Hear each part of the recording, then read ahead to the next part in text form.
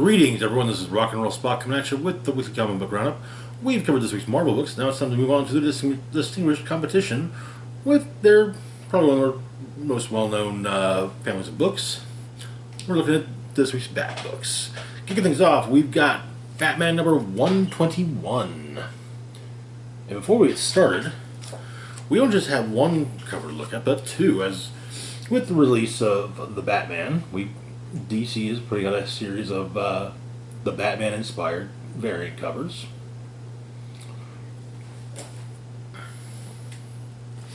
So, where we left off, Batman Incorporated revealed to Batman that they were in fact now working under Abyss.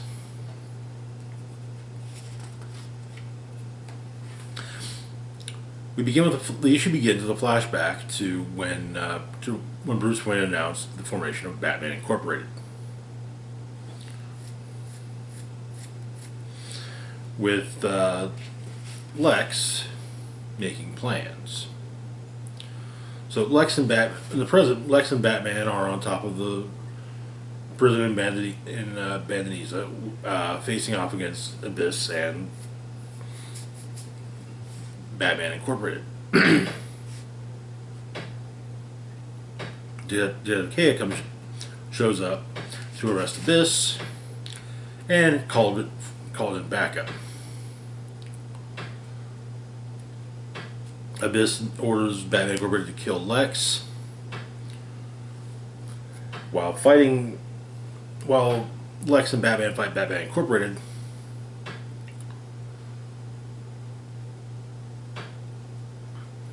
Batman says code Club of Heroes, and turns out that they were undercover to bring down Abyss.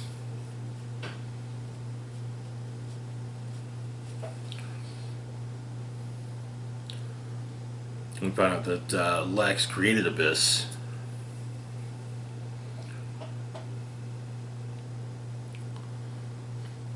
Right, Lex came to him with an offer, the tools to become a new kind of Batman, and the training. But he was just the start of Lex's experiment.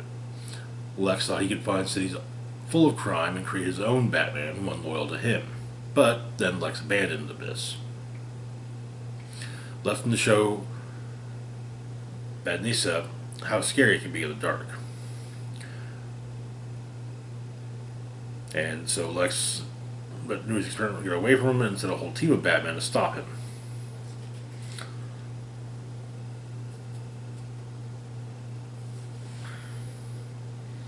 But Batman manages to incorporate some of the tech in Lex's personal bat suit into his own suit to go after Abyss.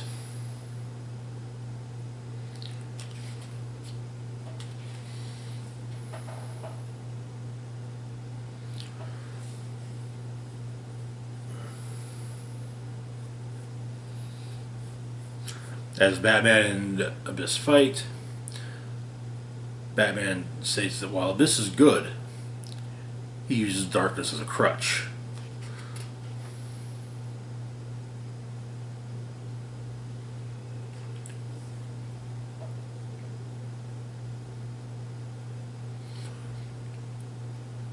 While taking down Abyss, Batman states that he lost sight of Batman Incorporated and Luthor preyed upon that.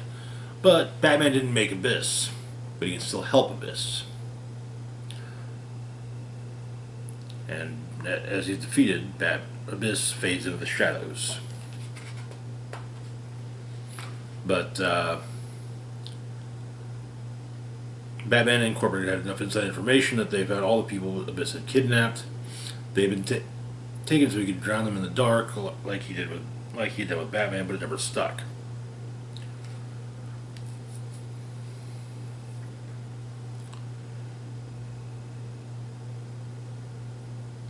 Also, it seems as though Batman means to recruit Detective Kea into Batman Incorporated. Lex is not happy with the fact that Batman Incorporated betrayed him, and it's explained that they never cashed the checks. El Gaucho doesn't sign anything unless his lawyer looks at it. Night Ranger knew that they built since they knew like Lex built more than one abyss. Man of Bat stated that they thought if they worked with him, they could find out how many cities he ran his experiments in. And they did find a list.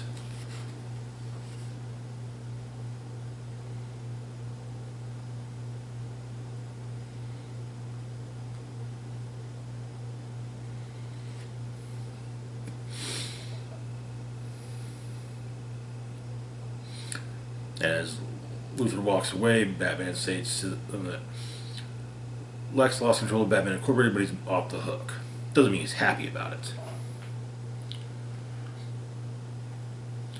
And Batman asks how he knew that they were still on the undercover mission, and Batman explains that in the prison, they're all amazing fighters. When they attacked him, it was clear that they were holding back because they knew Abyss was watching.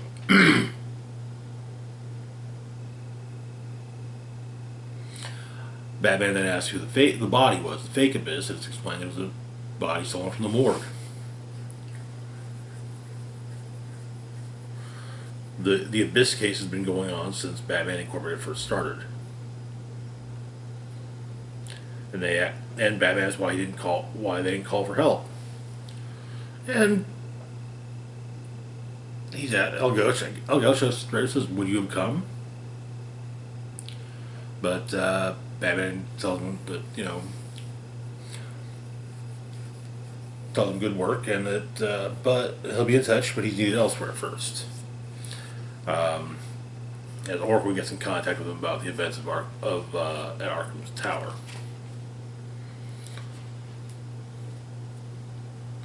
Later, after the conclusion of Shadows of the Bat, Batman's back in Gotham,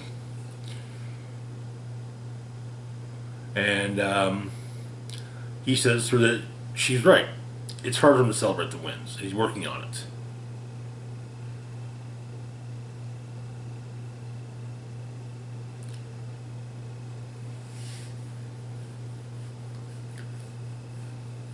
But he then calls Ghost Ghostmaker, explaining that he needs Ghostmaker to keep an eye on something for him. We have two epilogues. One where Detective Kea finds the lab where Abyss was made, and another one where Prometheus tells Deathstroke that Batman had returned to Gotham. And Deathstroke, when he wants the Secret Society to monitor Batman's movements, as they'll need him distracted for the upcoming Shadow War. We got our backup story. They make great pets.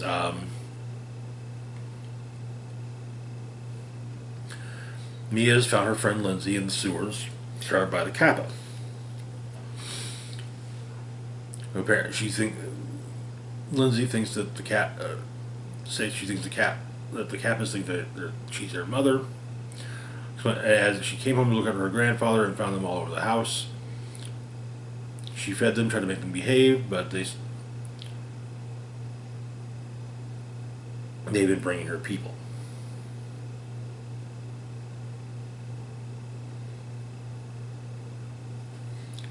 Batman calls Gordon, tells him to bring in the animal control unit to the old Gotham Aqueduct, Tunnel 9, and Mia's returned home, but she's leaving her barrettes in the Batmobile. But part of the case is still nagging at her. Whereas all the Kappa were young Kappa, whereas the older one. So she investigates. Turns out that the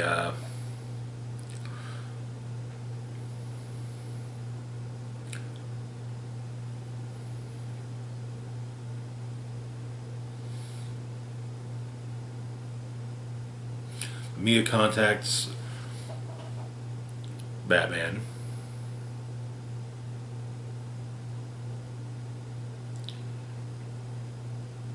and using the closed network.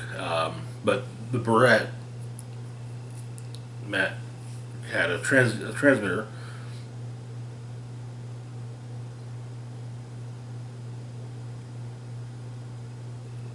and it forms a projection of Catherine Carlo.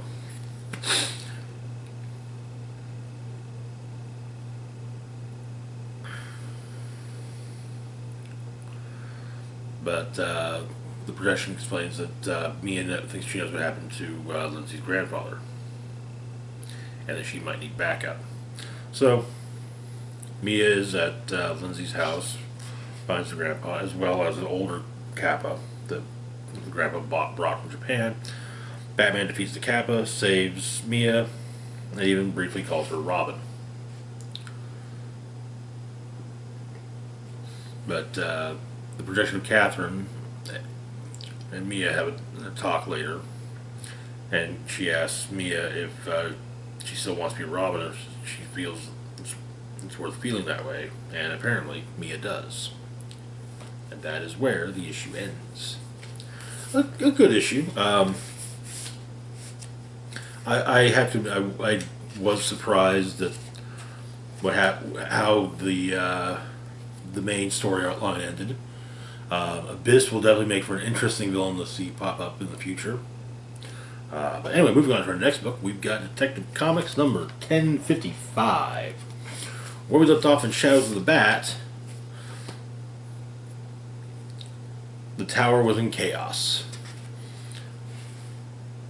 Psycho Pirate had lost control and passed out, and Dr. Ware was thrown from the tower. But Dr. Meridian is tied to a chair and sees Ware fall. The Bat family are trying to deal with all the threats within. And they're trying to figure out what to do. Meanwhile, Nero 19, Anavulsion, and Siphon seem to be the ringleaders of everything going on. Nightwing takes Psycho Pirate down towards the basement. The mayor's wife runs into Anavulsion, and Huntress tries to stop her, but for troubles, Huntress is stabbed and pushed down an elevator shaft. Huntress manages to survive and climbs her way, having been stabbed in the gut, climbs her way out of the elevator only to run into none other than Mr. Freeze. They fight for a bit. Nightwing shows up. However, Nightwing falls down a hole that in the floor made by Freeze.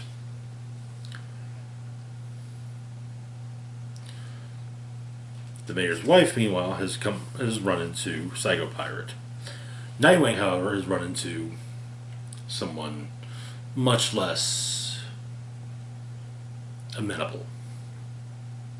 But Psycho Pirate tells the mayor's wife what's been going on.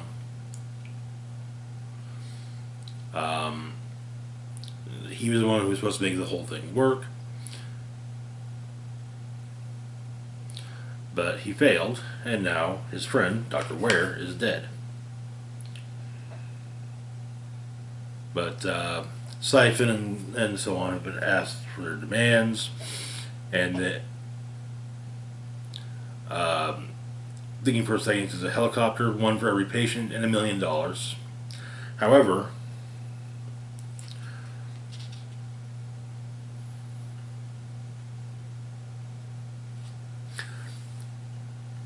a new arrival states that Siphon is a man with a lack of vision and has no right to lead such an uprising. This new arrival being none other than the Scarecrow with his prisoner, Nightwing. And that is where part 9 of The Tower ends. In House of Gotham, where we left off, the boy had been injured, but seemingly fairly seriously injured by Azrael. while Tim Drake was trying to bring him in to, well, at Bruce's behest. But the boys go through physical therapy, and there's an earthquake. The cataclysm, leading to no man's land.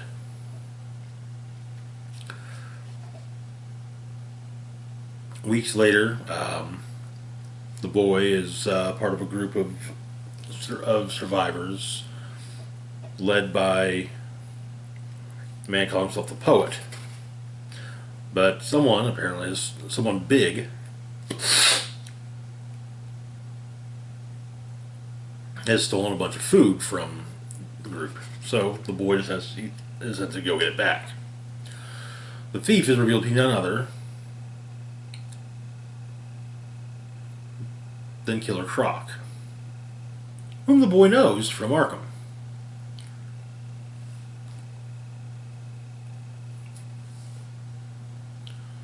Apparently, word was that the boy had been killed by Azrael.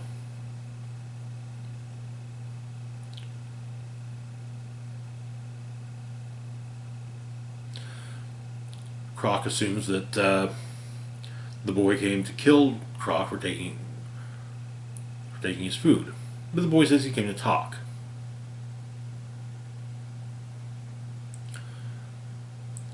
And the boy asks why Croc took the food, and Croc says because he could. The boy explains it doesn't need the food, and that he created a lot of enemies, and he created a lot of fear and pain and anger, which are weapons.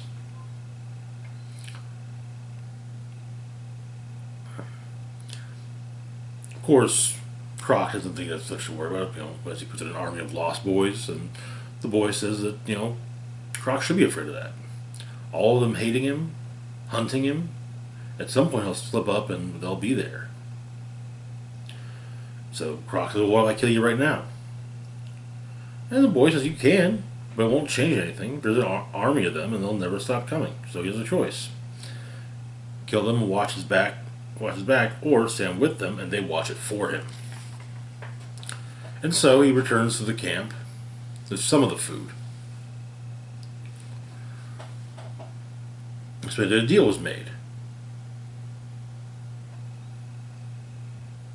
The Poet's not appreciative of this.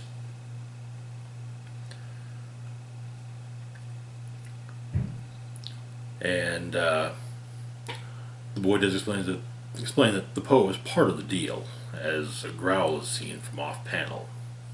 And that is where the issue ends. The tower is getting quite good, I have to say. And I'm really liking House of Gotham. It's a very interesting trip through the years, so to speak, when it comes to the Batman stories. I mean, we've seen Nightfall. It's No Man's Land. The changes of changing Robins. So yeah, it's been a nice ride. I look forward to reading it as much as I look forward to reading The Tower and each issue of Detective Currently. But yeah, anyway, moving on to our next book, we've got Arkham City: Order of the World #6, the final issue of the miniseries. Where we left off, Dr. Joy, Azrael, and the sort of other former patients of Arkham had followed the apparent ghost of Dr. Arkham, actually No Face, to the new Arkham, which was in fact a slaughterhouse run by Professor Pig. Though it turns out that Professor Pig is actually trying to help, in his own twisted manner, the former patients that have been gathered at the slaughterhouse.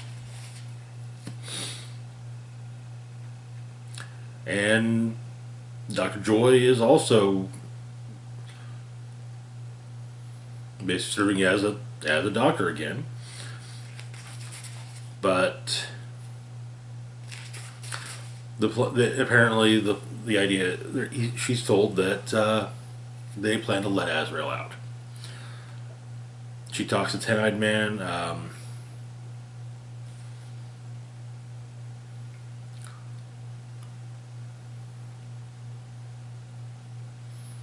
And he says that one of his fingers, he's seen that she will try and she will betray.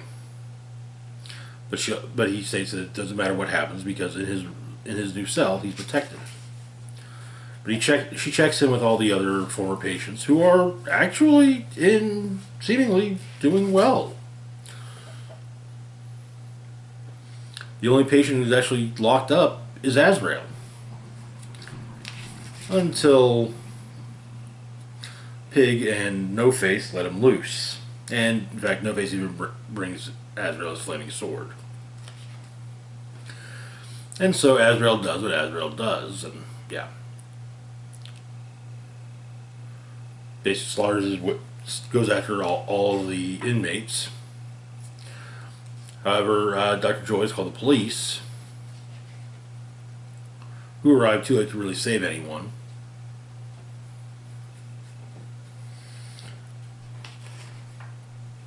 Detective Stone finds Ten-Eyed Man and tries to shoot him, blasting apart the skull of the city's founder.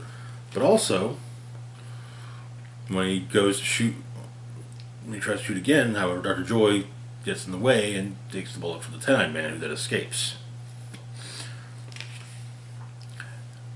And as she presumably bleeds out from her gunshot wound,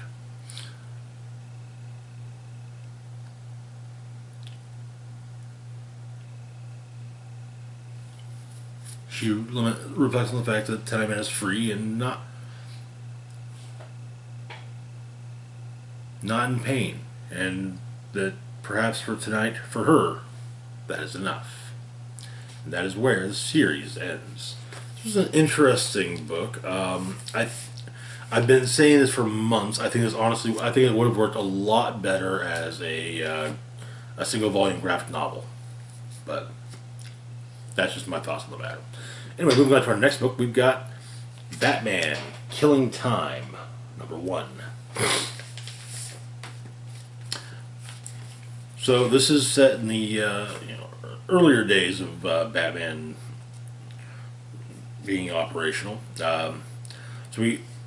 Narration giving times, and it's very precise about the times, but not to the second, but minute at least. Croc enters First National Bank of Gotham.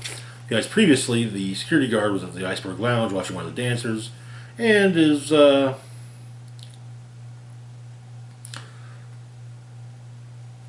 told that a deal can be offered to the regulars, a private room for just him and Nippy, the dancer. So maybe you get an autograph or something. But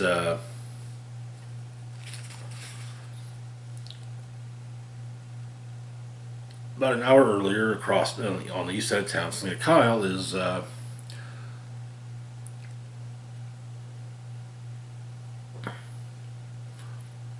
teaching the wife of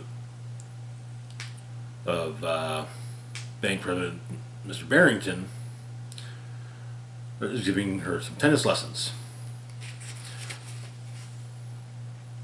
But Gordon gets a call, turns on the signal,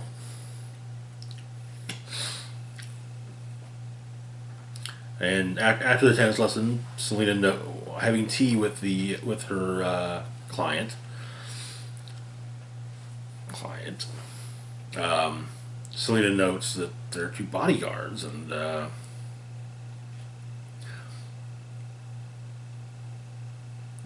bank president's wife says it's just for show. So at the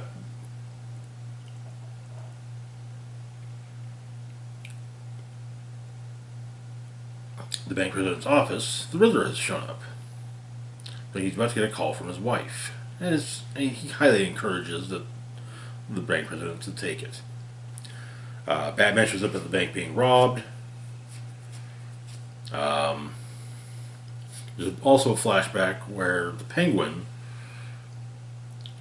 apparently had a tape made of the bank security guard and Nippy, and basically has recruited him to help with a robbery. And the security guard suggests, maybe your guy could hit me, not too hard, but if I get hurt, we'd sell it. The Penguin agrees, and but yeah, the guard, presumably the Penguin didn't tell Croc to hold back on hitting the guard because the guard is dead. But Selena changes into her Catwoman attire, deals with the bank president's bodyguards and his wife. Batman actually takes on Killer Croc, while the bank president takes Riddler to one of the vaults. We also learn that there's a woman Croc knew before his accident that he wants to get skin grafts so that maybe she wouldn't be repulsed to the thought of kissing him.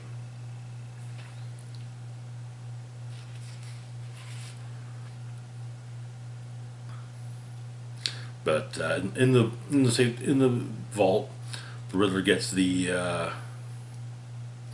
a specific safety deposit box opens it.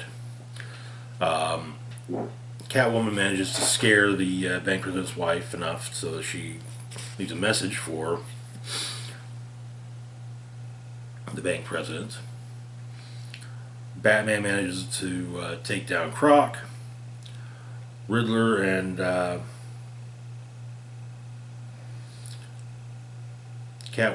Riddler's picked up by Catwoman.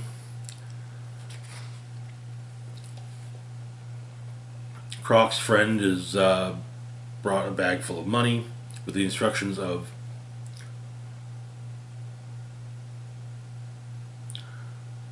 that she is to hide it, and when Croc is released, she is to give the money to Croc.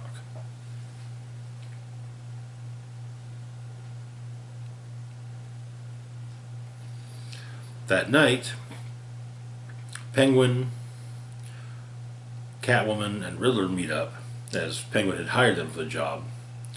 Apparently, it seems as though Riddler suggested the job.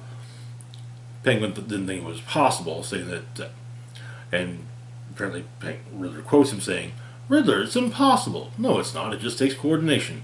As soon as you try, the battle will be there. Not with coordination, it just can't be done. Walk, walk, walk." But Penguin claims they paid him, and that he's paid them, and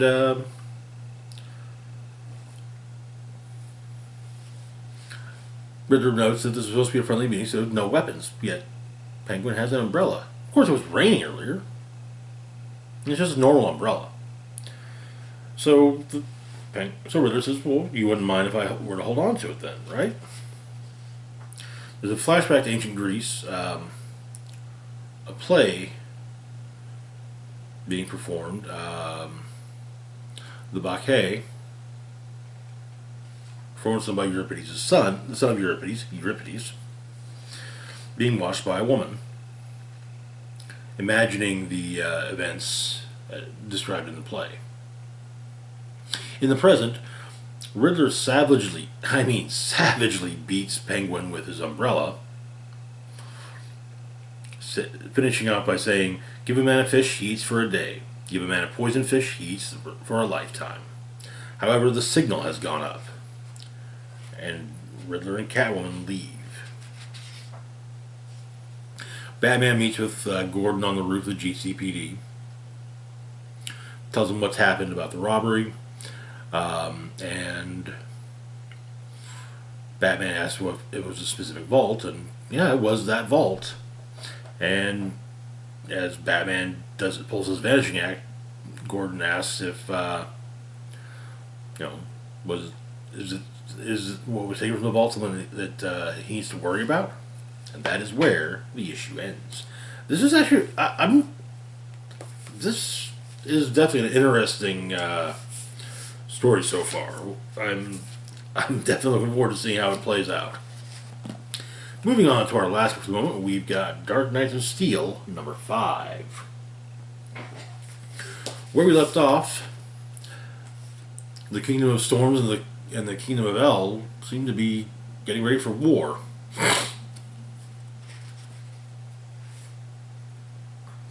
And the space rock had been taken from a crater, and the metal men who were guarding it were destroyed. But Zala El has returned, and we learned of the death of her father, and speaks with Cal.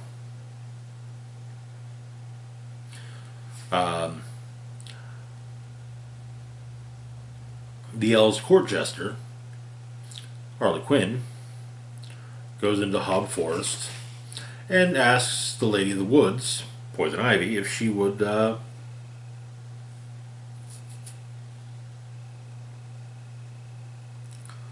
if the forest could be utilized as a means of defense for the kingdom.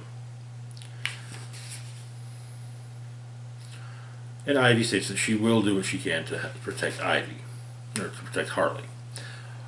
And Diana shows up, and yeah.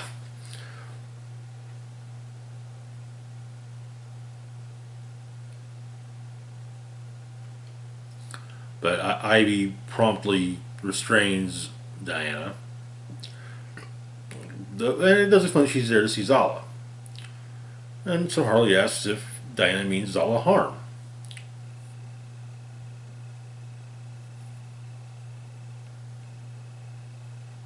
She wants to know if Zala did something she's been accused of.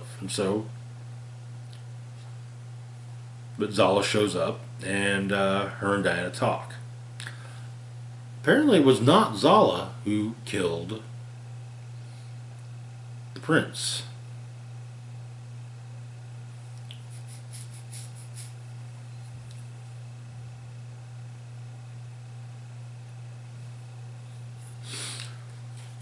Or at least she says it wasn't her. But Alfred and Batman and Bruce return.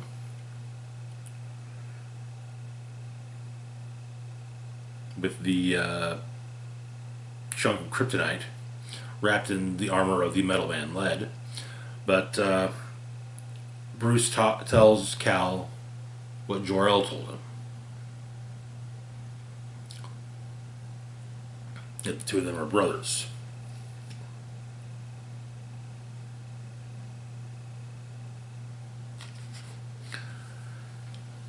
And Cal stabs Bruce with the kryptonite shard, flying him up in the sky and then dropping him. After he's dropped, so the older couple finds him by the side of the kingdom's main road.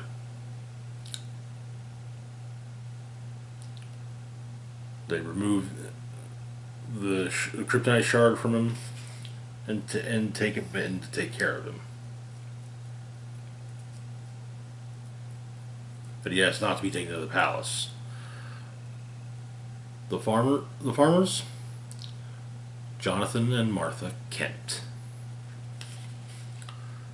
who take him instead to their family farm, and that is where the issue ends.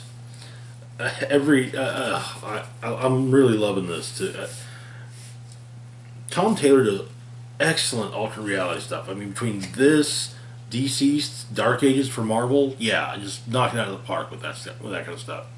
Anyway, that's going to do it for now. As always, feel free to like, share, and subscribe. Links to my Facebook, Twitter, Patreon, and PayPal can be found in the description box down below. This is Rock and Roll Spock signing off, saying, live long and rock hard.